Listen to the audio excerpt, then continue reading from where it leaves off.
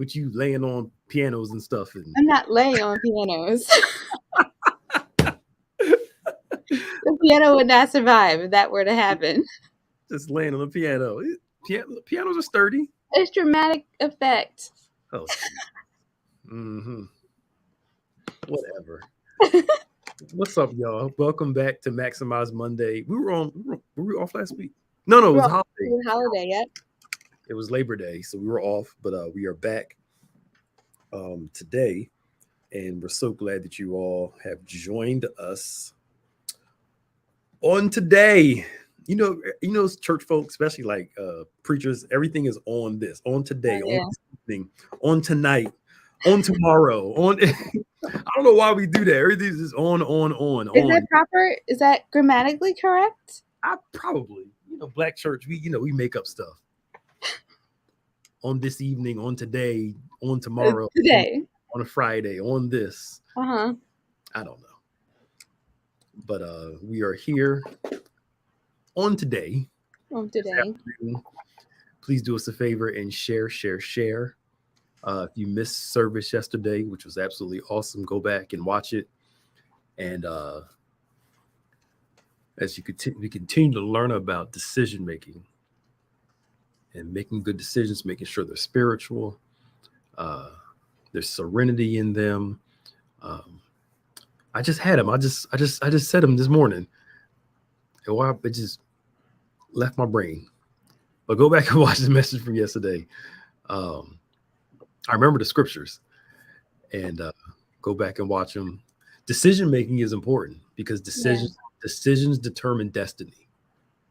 And sometimes we don't pay attention to how a decision today may not affect you tomorrow. They can affect you next week.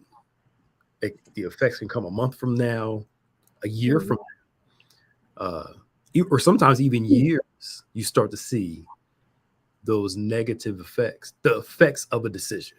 Yeah. Positive or negative. And hey, Dana. Hey. And I think there's a reason why the scripture says, "Be not weary in well doing, for in due season you reap if you faint not." The consistency of doing the right thing.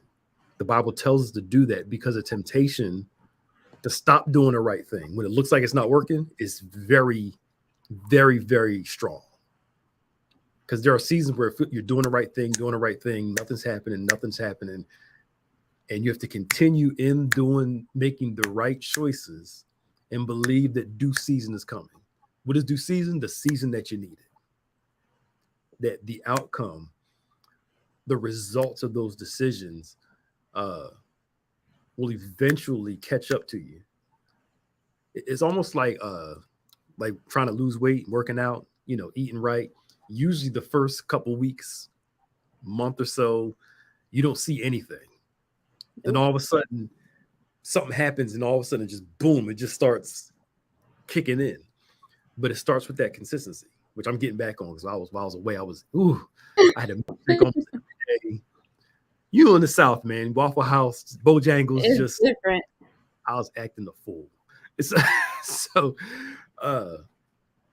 But consistency is important to growth, to development, to progress.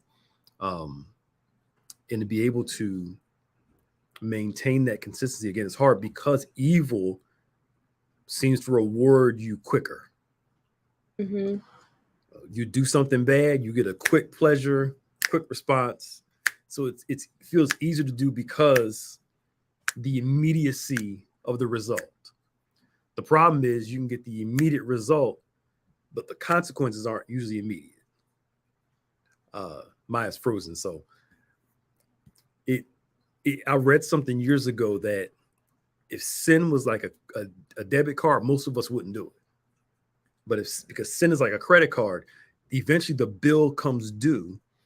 It's easy for us to keep doing wrong because the bill doesn't come due immediately. All right. If sin was like a debit card where as soon as you do wrong, consequences hit you, most of us wouldn't be inclined to do as much. But because sin has a way of giving you immediate pleasure with, consequences that come later, it's oftentimes easier to do. Hey, y'all. I'm sorry. I just started talking. What's up, Sharon? Hey, Karen. Hey, everybody. Welcome on in. Keisha, Dana. Hi, Natalie or Natalia. Natalie, welcome. Sharon, welcome. First time, type VIP in the chat. Hello, everybody. Yeah, instant gratification. It gives it to you right then and there. It's like eating something you're not supposed to eat. Eating it feels good. Oh, and then results kick in. And Feel it later. it's like I'm pretty sure Maya eating crayons around every Halloween. Candy corn. My crayon candy corn. There's a much difference. Candy corn, crayon, all the same. It's whatever. Has come. Wait, what did Pastor Tyra say yesterday? Oh no. Oh, Don't include that in this. don't include this. Don't include it. Yeah, you might as well eat an orange cone. oh boy. It's just but consequences. Consistency. We might as well talk about this today then. At least I think so. Consistency has nothing to do with your feelings. Mm-hmm. Consistency is everything to do with your commitment, your decision to do what you got to do. If consistency is based off feelings, you're not going to survive. Yeah. Something I was actually studying this before we came on, and I'm getting ready for noonday and talking through the scripture about hearing and not hearing the word and doing the word and hearing and not doing. If you're waiting for a feeling to do something, you're going to be waiting for a long time. Sometimes, I know this is the case with me, if I don't feel like doing something, once I start doing it, the feeling kicks in. And once we start getting in a habit of doing, eventually the feeling starts to come to you and you start getting in the rhythm while you're working. Mm-hmm. You didn't start off that way, but you have to start off with just doing. And as you do, feelings will come. Yeah. It's like your internet is back. I've been talking for 8 minutes. Has it been 8 minutes? No, I think it's true. And like you said, sometimes you just got to start in order to build that momentum and to discover some of the things that you might like, having to go through the process of things. Mm-hmm. I always think that sometimes we don't know what we like until we push ourselves to do it. You know what I mean? And, I always wonder, like, how much are we holding ourselves back from just because we don't like the first moment of how it feels to start something, if that makes sense. Mm-hmm. Yeah. For some people, I heard somebody say, well, Bishop said it too, that the biggest hurdle isn't usually from 1 to 2, it's from 0 to 1. It's just starting. Mm-hmm. And what I've learned is that just put one foot in front of the next and just start. Even if you start small. Yeah. Just start. And the older I get, how can I say this nicely? My patience for people who find every reason why not to start is still there, but it's not as strong as before. Mm-hmm. It's like, just start something. Yeah. You don't have to have it all together. Just plan, and start somewhere. Yeah. But I think that's part of the problem, because we want to conquer Rome in like the first day. We want to do it all. And, sometimes things just don't work like that. And so we see that as a failure, instead of saying, okay, this is just the first step. I'll accomplish more tomorrow. Yeah, start. Even if it's small, like those of you who want to write a book or write something, you talk to any writer. It amazes me how such great writers have such a hard time writing sometimes. Mm-hmm. You would think they'll just go over and some of them say, I just sat in front of the computer, typed one paragraph. It took me 2 hours, but the premise is at least they start. Yeah. Even if what you use write as an example, even if what you write makes no sense at all, just write. Mm-hmm. Go back and proofread it later. Just get it out. Don't pay attention to how it reads. It could be completely horrible, but at least you got something to work with. You can go back and edit it, rephrase things, but just start. Yeah. And some people are wonderful starters, but horrible finishers. Mm-hmm. You got 4 things you started, and instead of finishing, you just start something new. Yeah. I think for those people, you can get addicted to starting. It's the thrill of starting, but the consistency part isn't thrilling, so we don't follow through. Because starting is enjoying. It kind of gets you going. It excites you because it's thrilling. It's new. They're professional starters, but bad finishers. And some people are horrible starters, but great finishers. They just need somebody to. They just need a push. Mm-hmm. But once they get going, they follow it through. You got to discover whether you're a bad starter or a bad finisher, and then start working on those areas and figure out why you're a bad starter. Yeah. Fear. Why are you a bad finisher? Fear, whatever it is, figure it out so you can start. You want to allow that side of you to hurt you. Mm-hmm. And I think too, it can be the thought, okay, now I've accomplished all these many things. Now what? So if you don't ever finish, you always have something to look forward to, for lack of better words. I think the problem is that sometimes we don't have a goal after the goal. Mm-hmm. So we achieve the goal and I'm done. But what's next after that? Mm-hmm. I'll use again. It's the first thing that came to my mind. It's like people who lose weight for an event versus in shape for a lifestyle. Mm-hmm. If my goal is just the event or to hit this certain weight, as soon as I hit it, what's the first thing I'm gonna go back and do? Back and go back and eat, right? But and I'm not talking about size, I'm just talking about just in general. If being in good health is a lifestyle for you, this is why they tell you oftentimes, like when you're working out, don't pay attention to the scale. Mm-hmm. Because the scale will mess you up. Just focus on being healthy, right? Your clothes will tell you, just focus on that. Yep. The goal after the goal. So if you have a business, okay, I hit this marker financially. What's the next goal? If you have no other goal, if you have nothing to pursue, you eventually will start to decline. Yeah. Stay here forever. All right, sorry. No, it's true. It's very true. And I don't know if it's a millennial thing, because I feel like we're very task oriented, where we meet this one thing, okay, now what?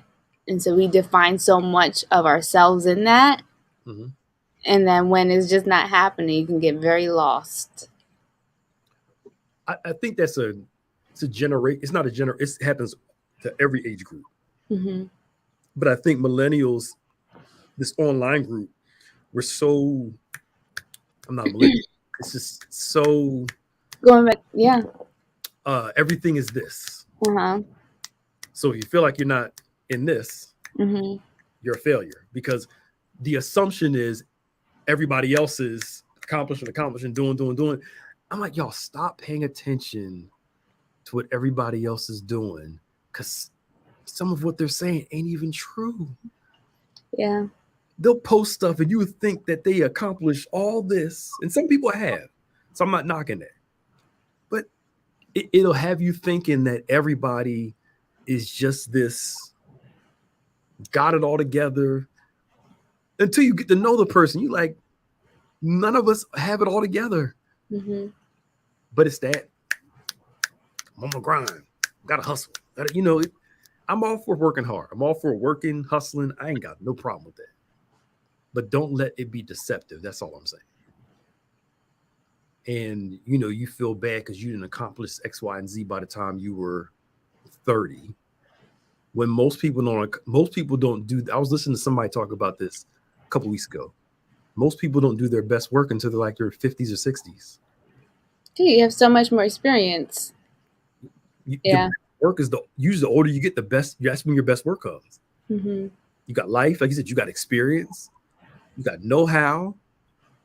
Most people's best years, work-wise, are older in life. Mm-hmm. But still, the struggle is real. It is. And I think because of that, what do you mean by the struggle is real?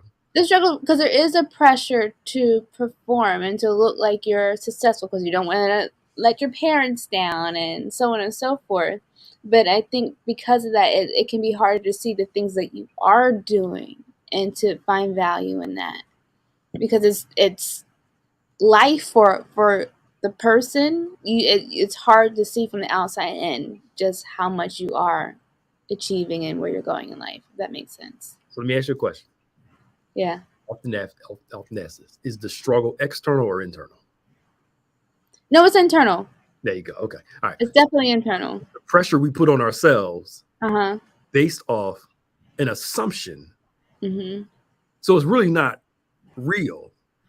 It's pressure we create within ourselves. Mm-hmm. That's a heavy, I get it. That's a heavy weight to carry.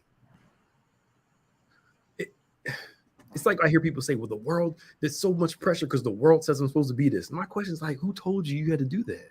Mm-hmm. What's the world? Who came and knocked on your door and said, you have to do this? And then if they did, does that person's perception and viewpoint really matter that much? Mm-hmm. Again, it's probably how we're filtering. Definitely. I think this is good. This is why it's good to disconnect from stuff sometimes. Mm-hmm. Not saying disconnect like emotionally, but disconnect from all that's going on and kind of focus on what's real, not what we perceive to be as real, if I can say it like that. Mm-hmm. Like when I was, I'm not that old, but there was a time where people say, get out of college, you get married, 2.5 kids, 4-bedroom house, right? And and I'm like, how many people actually have that in their early 20s? Mm-hmm. Virtually none. It feels like everybody. All my friends got married. I'm talking about the whole everything. Yeah. And then at the same time, it's like, I'm cool with people getting married and all that stuff like that. But are we in everybody's relationships to even know that some of these people are even happy? But again, when the goal is just to have the look. Mm-hmm. And I'm not saying some people are in great, happy marriage. I'm not saying it, but I'm just saying like it's easy for us to compare because we're looking from the outside and not actually from the inside of what's going on in this person's life. Yeah. I told you about that time. That one young lady, she had like 4 million Instagram followers, and people thought she was paid. And she went to pay her electric, which she was late on, and the girl that she had to pay electric bill to, it's like, hey, I follow you. I know who you are. And she was so embarrassed because the view is if you got all these followers, you got to be making all this money. And she's struggling to keep her electric on. And again, it's just perception. But then it goes back to this. Is my goal to please God? Right. And live his life for me? Or is the goal to live a life where I'm approved of by everybody else? Mm-hmm. Yeah. And even going back to what Ron just said, we can definitely miss an opportunity to portray Christ in the lives of others. It's not going on the screen. I'm using an old computer. We can miss the opportunity to portray Christ in the lives of others if we focus on what appears to be the success of others. Mm-hmm. And so that's why I think it's so important to, just like you said, live in honor to God and servants and how you treat other people, Mm-hmm. because I think God honors that. You know, He knows, like you said, the desires of our hearts. And as we work toward Him, you know, as long as it's His desires, like He'll bless us in those ways. Yeah. And now that you were bringing that up, thanks, Ron, and even some of the stuff that you said, Maya. Would you read Philippians, especially Philippians chapter 3, I believe it is, um, when Paul talks about I was a Pharisee of a Pharisee, the tribe of Benjamin. He's like, Paul. Paul was the man. I mean, before even before he got saved, he was on the Sanhedrin, which was religious council. I mean, at a young age, he was mentored by one of the greatest Pharisees. I mean, he's listened to all these accolades, these secular things. And he says, but when I consider them and compare them to knowing Jesus, they're nothing but dung to me. Mm-hmm. All my accomplishments compared to me pursuing Jesus are absolute waste. And he says this one thing, and he starts talking about, I press towards the mark. And what is that mark? To know Jesus. That's the most important thing to me. And I think sometimes we merge American success with God's success. Mm-hmm. When God's success is us knowing Him, pleasing Him, and doing His will. And I'm not saying that the other things, having a nice job, business, all that stuff that God can't do. I'm not saying that at all. But what I am saying is focus of the most important thing. Mm-hmm. Paul's saying if you compare the two, all my accomplishments, all my successes are done. I'll give all that up to know Jesus more. And you don't hear a lot of people talk like that. Yeah. And I'm not saying you can't have business success. All those things are great. Have money, all that. We all want money. Amen. But Paul's showing us the focus, the goal. The American dream, it's not scripture. Yeah.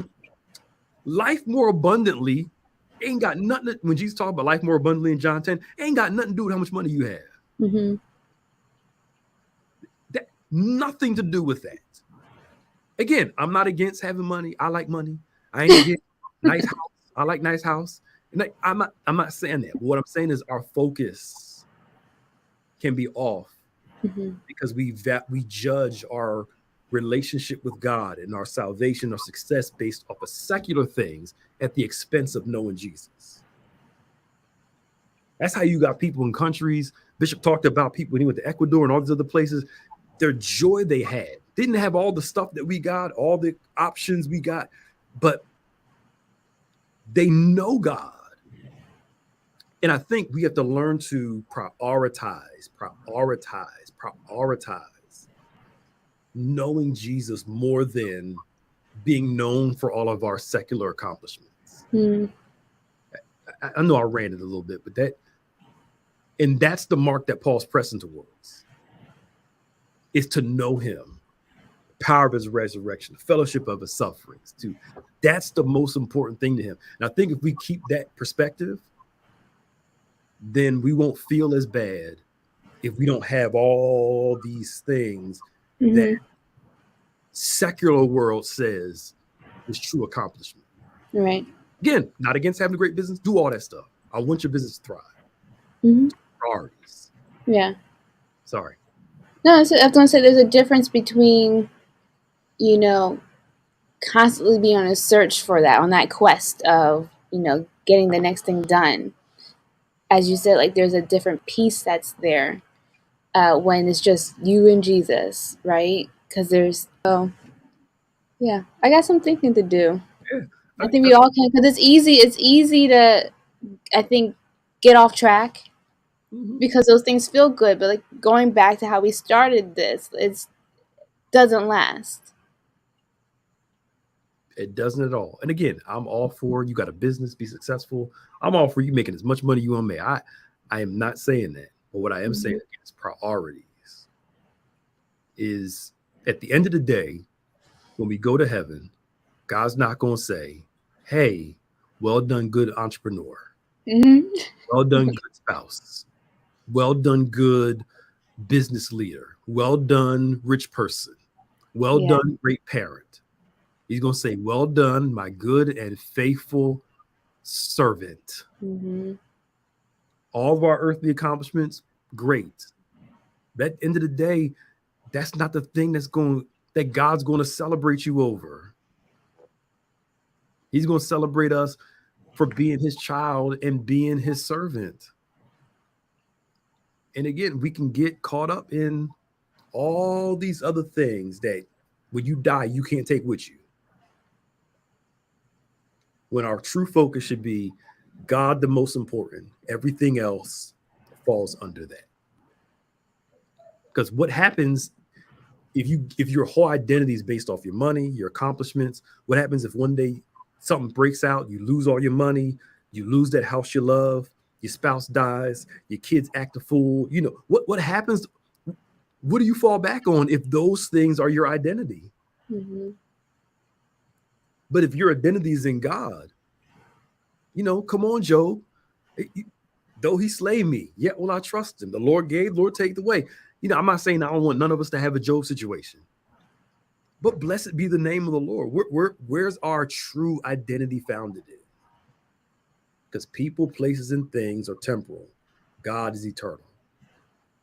And one of the things during the pandemic that I hope that I had a lot of hope. I had a lot of hope in the beginning was that getting back to the basics of, Jesus, God, studying the scriptures, God being the focus. Because now we saw,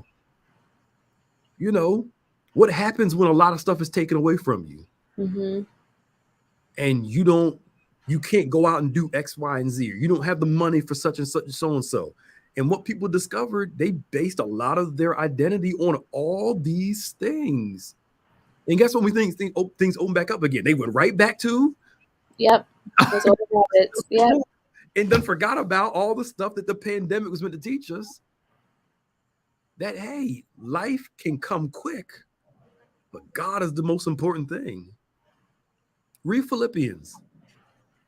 All right, I'm sorry. No, I think that's a good way to end it. All of it's very true. I'm just saying, it's a reality of. They used to call back in the keeping up with the Joneses. That's when you spend the money you don't have just to look, Now it's keeping up with whatever because you online, keeping up with an appearance. When we've made we've tied our value to all the wrong stuff. And I mean, all of us can be guilty of it. We've tied our value to just, how come I'm not here where this person is? And how come I'm not here where this person is? Maybe your purpose may be different than theirs, or they could be doing something different than you. Or you're pursuing your idea of what your life's supposed to look like and not what God's is. We've talked about it. Go ahead. Okay. Maybe we can talk about this for next week because I know we're short on time, but how do you, when you feel like your purpose is aligned in one area, but God's pulling you somewhere else? Because I think that can leave you feeling very unsettled sometimes. Well, that's a whole nother discussion right there. God, we can talk about more next week. God is a pro at messing up your plans to bring you into his. He is a pro. Walking by the seashore, you fishing, doing everything you were trained to do, and he says, "Follow me, and you'll become." Come on, I'm changing. You built this life for you. I'm gonna show you how to walk in. I'm teaching this in New Day. Funny. I'm teaching you how to figure out my purpose for your life. You had an idea. You built your whole life up. I'm getting ready to shatter it so I can build you up into my life, my idea for who you are. You know, but God has a way of Levi, tax collector. Jesus walks up to him. Come on, man. Time to change your plans. Time to change them. What's the dude that Zacchaeus? I know you out here tax collecting, but you hear me coming. I'm changing plans. Zacchaeus, I'm gonna give half my money away. If I did anybody wrong, we'll make it right. And Jesus says, salvation has come to your house. God has a way of knocking down the idols we create. And the idols that he's knocking down is not some statue on your mantle. The idol he knocks down is the image we created of ourselves. Because we can make our own selves idols. I was reading something somewhere in the Psalms where the Bible talks about if you make an idol, you end up becoming like that idol. Good for nothing. Because all idols can do is fail you. And one of the biggest idols we need to learn to tear down before God does is the idols of our own selfishness, the idol of our idea for ourselves.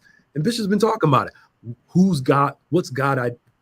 How does God identify us? And learning to adopting that identity. Y'all gonna make me preach a sermon in here.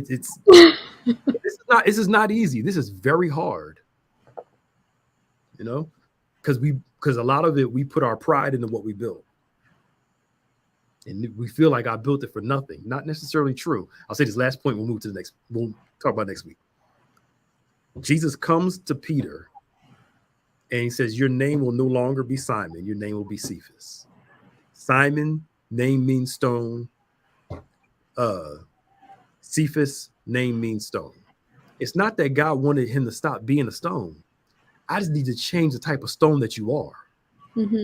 It's not that God doesn't remove your strengths and your abilities. What he does is he shifts them to working for his purpose. I don't want you to stop being a fisherman. I just want you to change what you fish for. So what you did secularly or what you did sinful wise, God can sanctify that and use it for his glory and his benefit. So he doesn't waste any of that. He doesn't waste it. He just transforms it, to glorify him. Not, that he transforms that thing so you can, so a drug dealer who can be good at selling things, God can use that selling ability where you no longer sell drugs, but now you're persuading people about him. He just transforms and sanctifies what you do well. So instead of looking at like I lost time, what can I learn from it so it won't be a loss? Yeah. You went to college for one thing, spent all that money, and ended up doing something else that had nothing to do with you. But what did you learn that God can use now? How can he sanctify that where you use all the stuff you learned in life for him now? Yeah. And I think that's important because I feel like it's the last trick of the enemy and how you're perceiving yourself and the things that you went through and your experiences, you're having guilt of them instead of saying, okay, like you just said, how can I use this to be to the glory of God? How can what can I learn from it? That's the transformation. There you go. And once you learn from it, then you can grow from it. But you have to find a way to learn from it. All right. I got to get to my children. So anyway. Thank you for listening to our TED Talk. And read through the book of Philippians. There's only 4 chapters. You can read through it today or read through it today or tomorrow. And just when you see Paul talk about, especially chapter 3, I accomplished all this stuff. But when it comes to Jesus, it's nothing. It's nothing. My main focus is on knowing him, not my secular accomplishments. Secular accomplishments are great. Not saying that. Wonderful. But your life is more than just having a lot of followers and have a lot of money and all that stuff like that. Because all that stuff can go just like that. Mm-hmm. All right, y'all. The Lord be with you. In the name of the Father, Son, and the Holy Spirit. You guys have a great day. Don't forget to join us tomorrow night. We have Diamonds Women's Ministry in person and online, right? No, so Diamonds doesn't start until October. So they're still virtually until then. Okay. But they'll be live on Facebook and YouTube at 7 p.m. Cool. Yep. And then on Wednesday. Yep. Bible study Wednesday. Yep. Hold on, let me put my calendar. Yeah, I believe we have Sound Mind this Thursday. Sound Mind at 7 p.m. Yep. And we have some Abundant Harvest Bible Institute classes coming up. You can go to our website, click HBI. You can take some classes start this month. And Pastor Prescott and I have a class. Well, she has a class. We both our classes start in October. I think Pastor Grice and Reverend Jackson's class start this month. Go on and check it out, and it'll really bless your life and change your life. All right, y'all. Have a great day. Bye. All right, bye.